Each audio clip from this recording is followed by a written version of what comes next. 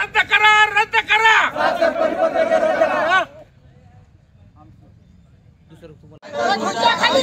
कामगार एकजुटीचा संयुक्त कृती समितीचा संयुक्त कृती समितीचा हम सब एक है, हम सब एक है, हम सब एक। कामगार एकजुटीचा कामगार एकजुटीचा आमच्या मागण्या मान्य करा, आमच्या मागण्या मान्य करा। एसटी कर्मचाऱ्यांना राज्य सरकारी कर्मचाऱ्यांप्रमाणे पगार पगार आमच्या मागण्या।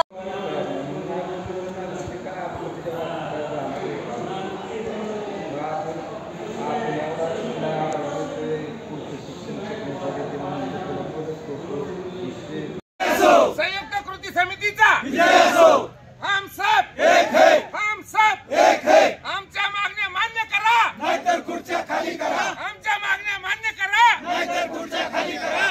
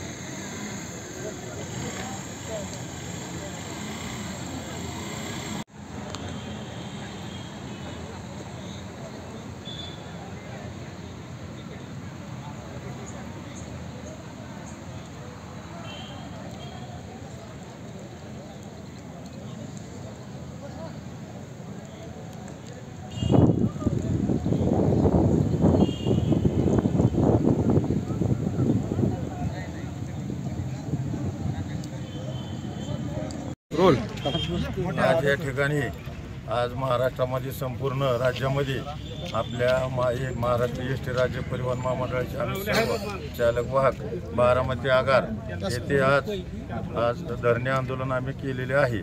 धरणे आंदोलनामागचे हेतू असा की गेली वर्ष 2 वर्षापूर्वी जे आम्ही वेतनासाठी वंचित होतो, शासनाच्या नियमाप्रमाणे आम्हाला सर्व कर्मचाऱ्याला वेतन मिळाले पाहिजे, ह्या दृष्टिकोनातून आम्ही आज धरणे आंदोलन करत आहोत। तरी या धरणे आंदोलनाचा राज्य सरकारने याचा विचार करून आम्हाला योग्य तो न्याय मिळावा। आंदोलन सुरू केलंय, काय प्रामुख्याने तुमच्या मागण्या आहेत आणि राज्य सरकारला काय आव्हान कराल तुम्ही? आमच्या मागण्या, प्रमुख मागणी म्हटलं तर राज्य सरकारी कर्मचाऱ्यांप्रमाणे आमचं वेतन झालं पाहिजे। दुसरी मागणी अशी की जाचक परिपत्रकं आमच्याकडे सातत्याने निघत आहेत आणि ती जाचक परिपत्रकं कर्मचाऱ्यांच्या नोकरीवर आणि वेतनावर बेतणारी जाचक परिपत्रकं आहेत। ती शिस्त आवेदन पद्धती त्याला आमच्याकडे संबोधलं जातं, ती परिपत्रकं रद्द करावीत आणि मेडिकल कॅशलेस योजना ही आमची प्रमुख मागणी पाठीमागच्या 10-15 वर्षापासून, ती सुद्धा मान्य झाली पाहिजे असं।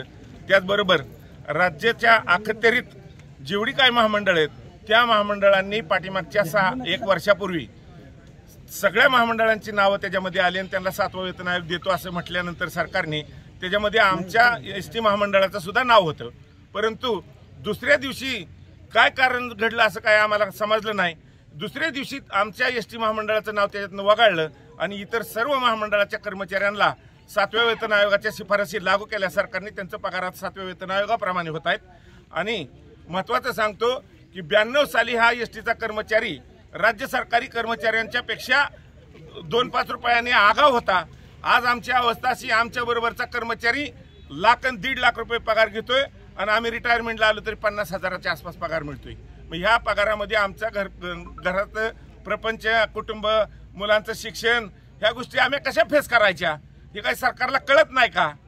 मग आमची अशी मागणी की सरकारने आमच्या ह्या कर्मचाऱ्यांच्या भावना जाणून घ्याव्यात आणि आम्ही काय असं वेगळं काय मागितलेलं नाही, जे इतर महामंडळांना शासकीय कर्मचाऱ्यांना दिले तेच आम्हाला द्यावं, आमच्या बाबत दुजाभाव का?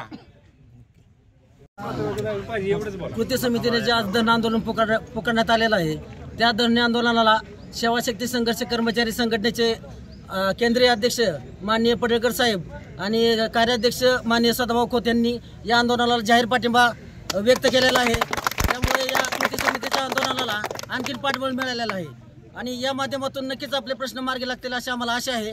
आणि उद्या जे मुख्यमंत्री साहेबांसोबत जी मीटिंग आयोजित केलेली आहे त्या मीटिंगमध्ये नक्कीच आमचे प्रश्न मार्गी लागतील अशी आम्हाला आशा निर्माण झालेली आहे। धन्यवाद।